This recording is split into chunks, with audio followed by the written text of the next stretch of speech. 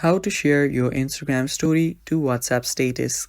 Hello guys, this is Atticus and welcome back to another tutorial video. In today's video, I'll teach you guys how you can share Insta story to WhatsApp status. So without any further ado, let's dive right into it. The first step is open up your Insta.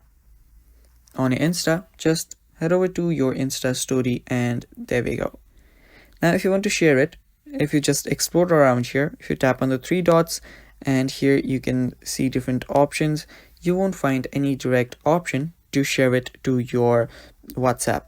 So there we go, there is one.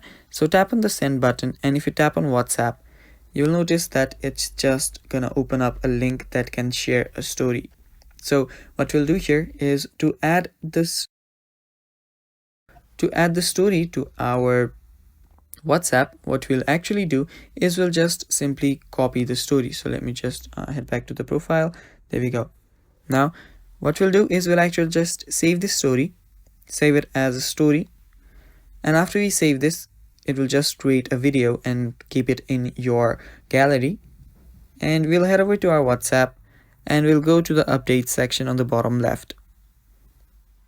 After doing that, we'll just tap on add to my status.